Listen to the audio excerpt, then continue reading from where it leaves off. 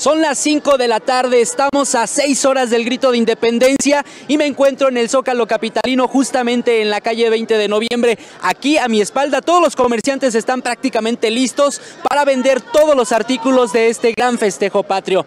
¡Vámonos!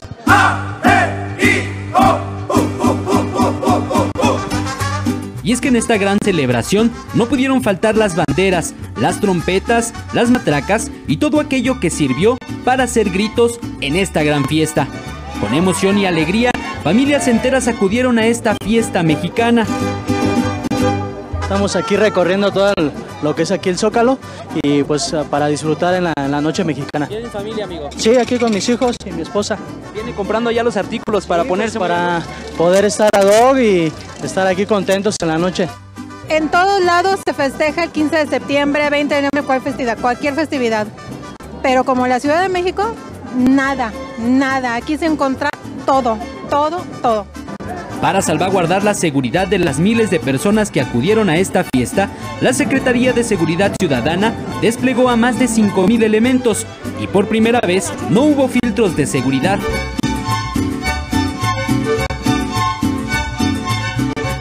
A las 5:45 de la tarde ingresamos a la plancha del Zócalo para vivir este gran festejo.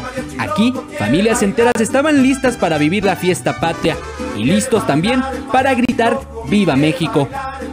Los festejos en el Zócalo de la Ciudad de México con estampas culturales de las 32 entidades federativas arrancó en punto de las 4 de la tarde. Sin embargo, a las 6 de la tarde con 10 minutos, el Zócalo de la ciudad luce así como lo ven en pantalla.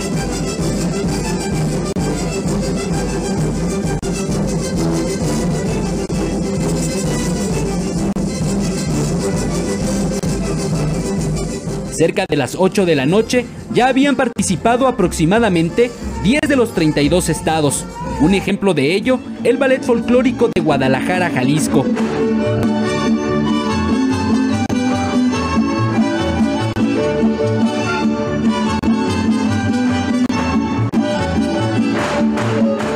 Así como nunca antes en la historia de México, en un festejo patrio se habían presentado estampas culturales de las 32 entidades federativas, lo que sin duda dejó un buen sabor de boca a quienes se dieron cita en la que es la plaza pública más grande de México.